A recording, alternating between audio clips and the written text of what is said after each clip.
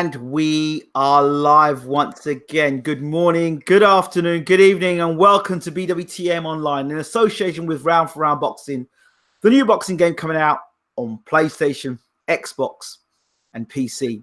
I have with me in the room a returning guest, all the way from, is it the Ukraine this time? Is it South Africa? Is it Germany? We have with us in the room the unbeaten Vlad Sirenko. Vlad, how are we doing, champ? I'm good. How are you? It's great to have you back in the room, champ. How have things been? Everything is very well. Great, fantastic. Let me just get your volume up so people can hear you nice and clearly in the room. Right, so you're pretty loud now, so we should hear you quite clearly. Okay, Vlad, let's talk about that last fight you had. Well, if you want to call it a fight, the last fight you had where you basically left the guy on the floor crying out for pain. Talk to us about the fight and what happened in the lead up to that. To be honest, this happened so quick, and like everybody saw it, what's happened, and I was also surprised. Everything happened so quick. I was expected it will be longer fight because I was sure that guy is tough and he can take punches, but I landed a couple of good shots and knock him out. But it is boxing, you know, it's always can happen.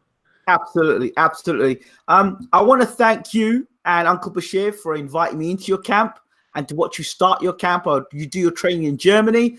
Talk to me about that experience in Germany, working in Germany with Uncle Bashir. We did very good preparation before in Kiev, and in Germany it was like finish one, you know, like finish line. Yes. A couple of more, some pads work, shadow, no more sparring. It's always good to work with Bashir, you know, and because I'm feeling good with him, he's feeling good with me, and this is what we need. Fantastic. So, I mean, let's talk a bit about your relationship with Bashir for us, just for a second. In the video that we've got, and obviously it's out there on YouTube, yourself and Bashir, what are you learning, do you feel, from every time you're in camp with Bashir? It's, you know, every time it's maybe something new because all the time we have a different opponent. All the time he telling me something new. You know, like it's very small things, but it's always something common, you know. It's very hard to say exactly, like remind me right now what he's saying, but every camp we are working on something new. He is bringing something new, small things, but it's coming, you know. But do you see the benefits as a fighter? Do you see, I can see where I'm improving here from my first fight to my 10th fight?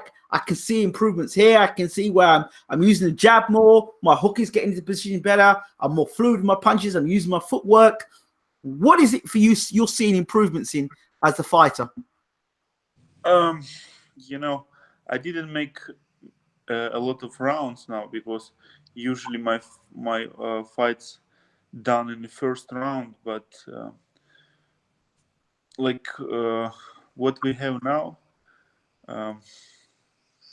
like I'm happy what you have, you know, and for me it's very tough to say what I improve, what I'm not improve.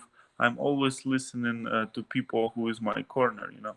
If they say yes, you did a good, I can be like, oh, okay, it's nice. If my corner happy, I'm also happy. If something went wrong and they say, look, here you must make this, I'm always listening and trying to fix it and trying to do better next time, you know. Okay, that sounds fair enough. Now, the fight you just had with the gentleman that you knocked out, can you tell us a little bit more what happened to him? Because he was on the floor and he was going, Did you tell us, did you break his jaw? Did you break his rib? He did land quite hard. What happened? Um, I don't know exactly what happened. Maybe when he was sleeping, he get a bad dream. I don't know. I think your left hook can do that to people, eh? But So, yeah, after fight, he was very good. No problem. He was healthy, alive. Everything is good with him. that's the best. That's the most important thing. Okay, but what do you learn from that? What I see is you walk in, you've got him, you push him to ropes, you tuck up, he opens up, you bang the left hook, he goes over. So from me, from my end, or from people watching from the outside, you knew you had a good left hook. You know how to set up the left hook. You hit him with the left hook, you knocked him out. So what do you learn from that? What do you gain from that? You've knocked a guy out with a left hook. So you know you've got a left hook. You know you got power in your left hook. So what do you gain from it? But you know what? I learned a good left hook, but after I also learned right hand. It was also a surprise for me and for everyone, because right. Yes, it was vicious. You threw the left hook and the right hand, boom, with it as well. Yeah. But the left hook set it up. I didn't think it's just like happen, Fighters will understand me what I'm talking. In this moment, your body working, like it's split seconds. I didn't understand. I'm just boom boom, and guy is down, and I'm like, okay. Well, that's muscle memory, because you've been training that combination all the time somewhere with Bashir, little boom boom, and now your muscles have just gone automatically boom boom. Of course, So that's hard training. So credit to you and Bashir for that. So you walk away, you go away from that fight. You're in the dressing room. What does Bashir say to you in the dressing room? Bashir was happy because we got that German title, Yes. And everybody was happy. It was like good KO. It was like a lot of emotion for people who was there, It's like, bam, guy is down, like 10 seconds, he starts screaming. Nobody understand. I also get scared because, I was scared for his life and healthy. And one guy jumping up and say, oh my God, he had something happened with him. And we were staying like waiting and praying, please, everything must be good with him, Of course. So now it's a great opportunity to talk to you, because we hear different stories about you. So we need to know from you, the fighter, what's true, what's not true. Okay. The first rumor that's going around, we hear some stories have gone out in the Ukraine press and some media talks that you have been approached by different promoters and different managers. Is this true? No, I'm working with my German manager. His name is Max Mihailov, and we're working with Germans. Nothing changed. Everything is still like it was before, So for you, because we've heard fighters before who have got them that not known and then get themselves in a position where they can get where they want to get to, or they become a world champion, and then suddenly they change everything up. They change a trainer, they change a promoter, they get a new PA or PR team. How is it for Vladimir Sirenko? Are you one of those guys that as soon as you make it to the top, you're going to change everything, or are you going to stay with the team that's made you who you are today? Main things, if I'm happy with everything what's going on around me, I will keep all of the people with me. Doesn't matter in what position I will be. If something going wrong and we need to change something, manager, promoter, coach, assistant coach, cut, doesn't matter. We need to do it, because it's nothing personal. It's just business. But for now, I'm happy with everything, and we keep going for our dreams. Okay, so when you say that, people will obviously, you're not in, so you're learning the English language. So people may listen to you and say, what does he mean by that? When you say that you will make changes if something goes wrong, for example, Anthony Joshua, who lost on last Saturday, he's lost. You could say he would be like Vlad and say, well, I got knocked out, so I have to change my trainer, I have to change my promoter, my manager, my cutsman, or whatever. What do you do if that had happened to Vlad Sirenko? Would you have been one to say, oh, first we will have a meeting and we will talk what went wrong in that situation, and we will understand who did the mistakes. I did mistakes, my coach did mistakes to give me like wrong plan for fight or something. okay, But with the situation with Anthony Joshua, he know better what went wrong in that moment and what he need to change. Like every situation is something different. I cannot say exactly, but it's about feeling, and especially about feeling of a fighter, because fighter going in the ring. of If course. if something will irritate me in the team, I must change it, because I will go in the ring and I will lose. If I lose, all of us lose. All I get team that. lose. I get that. I respect that. So, for yourself, obviously, Saturday night, last Saturday, made a big impact in the heavyweight division. Andy Ruiz, by many people, didn't think Ruiz would have won that fight. Going into that fight, what did you think of Andy Ruiz, and did he surprise you, or was that to be expected? I think he surprised all the world and myself also. But I know that Anthony Joshua going to have hard fight, because Ruiz is not a easy fighter, to be honest. He's looking like not a fighter, to be honest, but he is a tough guy. And I know Anthony Joshua going to have a not easy fight, but I didn't know he's going to lose. It was a surprise for me when I didn't watch it online. I opened my Facebook or something in the morning, and messages. A lot of people send me messages with a video how Ruiz knocked him down, and I was like, "Whoa, this is crazy." Now, Uncle Bashir and myself did 3 nights back to back to back reviewing Joshua's defeat and how changes would need to be made from his expert opinion. One of the things we noticed was that Joshua is vulnerable to the left hook. We know that Dillian White caught him with the left hook. We know that Ruiz caught him with the left hook. And we also know that you are a left hooker. Yeah. What does Vlad Sirenko think of himself being in the ring that night against Anthony Joshua and your own left hook? It's very tough question for me, because I cannot imagine that. We can talk about it when I will be there, and then when I will roll it, you can ask me, "Hey man, how you how you feeling about that and stuff." But for now, I cannot say it.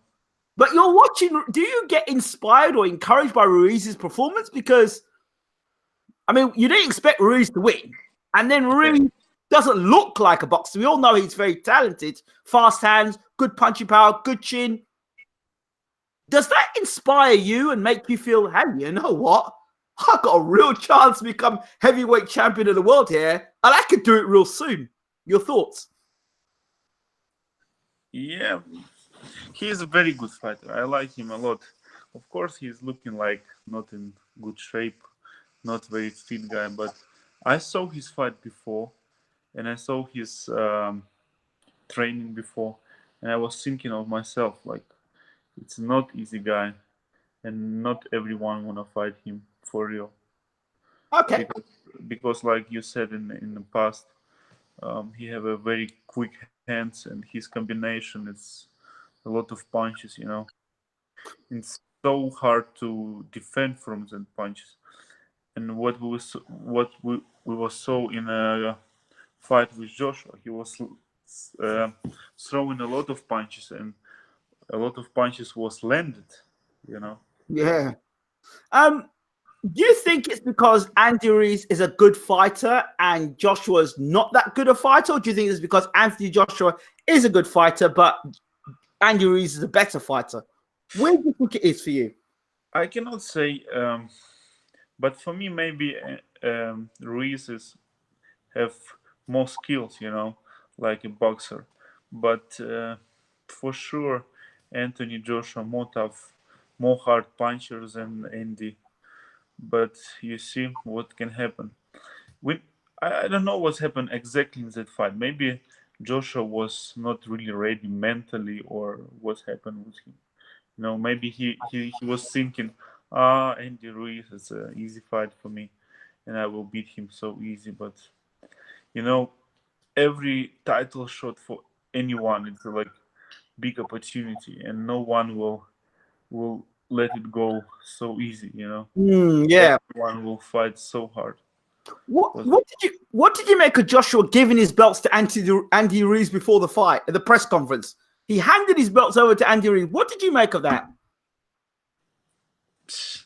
I don't know. It's like, because Anthony Joshua is a gentleman. He like. Okay, would you have, if you were world champion, would you hand your belt over to the challenger? Would you say, "Hey, how's my belt"? Would you do it? If he will ask me to give him to touch it, I will say, okay, you can touch it, because I'm not sure you're going to get it. That's smart. Okay. Did you saw the whole fight, correct, with Joshua, right? Yeah, of course. Did you see the ring walk, and did you see him chewing on the gum shield, and he's getting a massage on his neck before the fight? What did you make of all of that? I don't know. Maybe it's normal for him. I've never seen him take a neck massage. Yeah, maybe he was nervous. Like, it's very difficult to say. I don't know. Do you need a neck massage before your fights? I don't remember. I think no.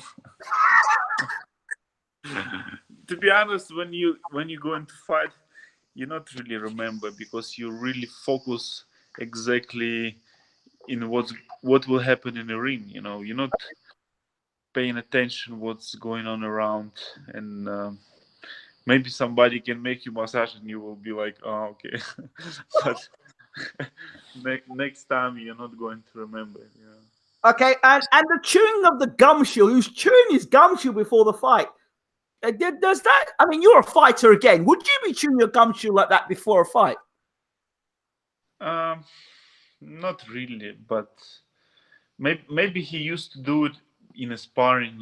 It's like kind of his normal things. But it's looking like when people nervous, they can do some stuff like that. Maybe it was a reason he was nervous a little bit. There was talk about him having a panic attack in the dressing room before the fight, getting knocked out in sparring before the fight. Can that affect a fight if he's concussed going into a fight? About that panic attack, come on, guys. He is so professional, and already how many times he did a fight, how many times in amateur, in professional. I cannot believe in that he had a panic attack. You can't believe that. What about him getting knocked out in sparring by Joey Dubois and Ajit? Yeah, it's more realistic, but I cannot take it like, because we don't know what's happened exactly in a training camp, because everything supposed to be very close and nobody must know about that. Any information must stay there in the training camp. It's like, it can be fake or it can be real, doesn't matter. If it's real. But all these fighters, Joyce, Daniel Dubois, Lawrence Okoli, Fraser Clark, David Price, all these guys are knocking Joshua out in sparring. All these rumors of him getting knocked out in sparring, that can't be good. What kind of a camp is this? Everyone knows about him getting knocked out in sparring. Surely that's not good. Yeah. Like, I don't know. People can talk everything, and like, but it's true or it's fake.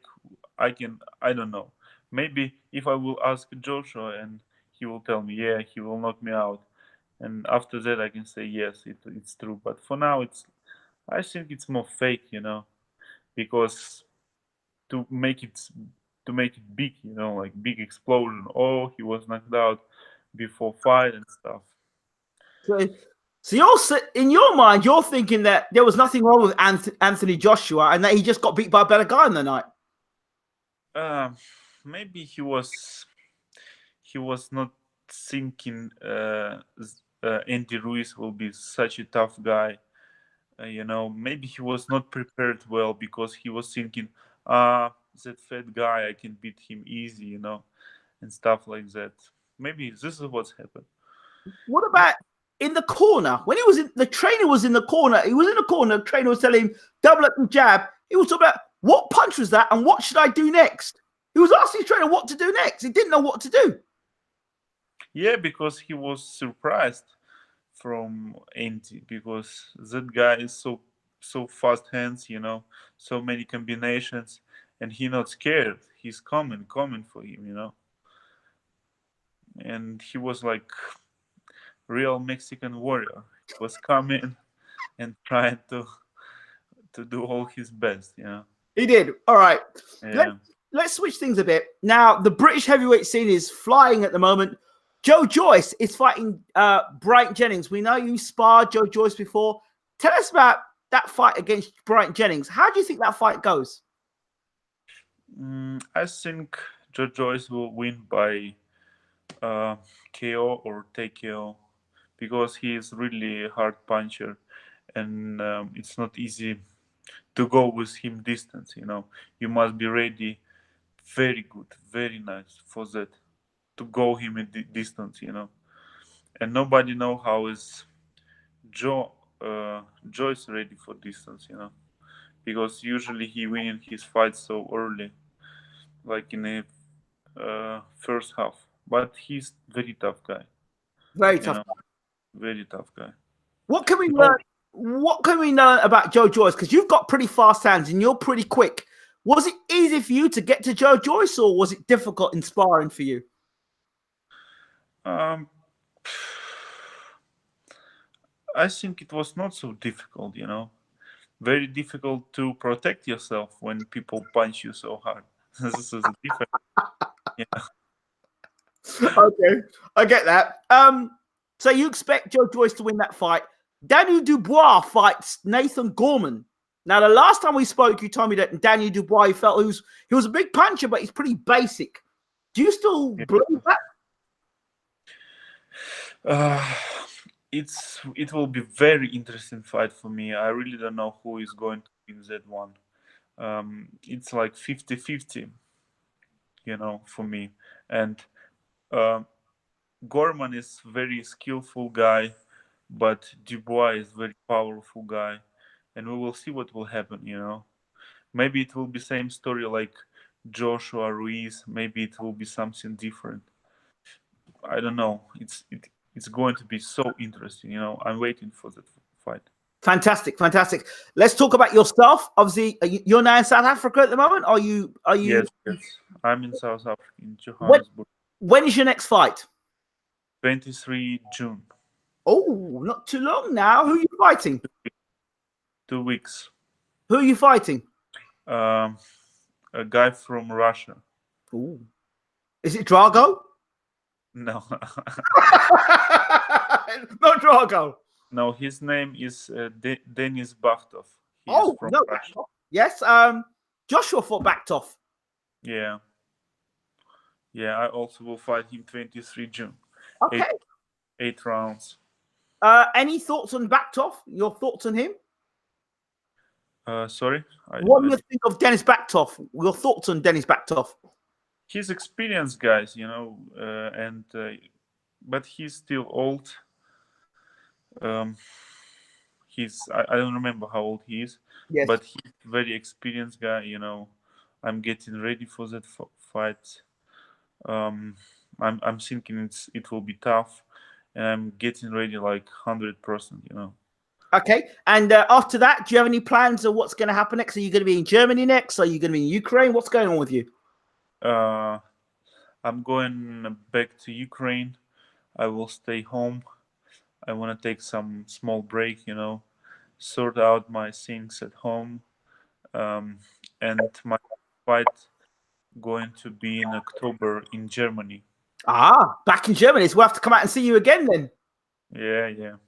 And I think we will do our preparation before German fight in Poland.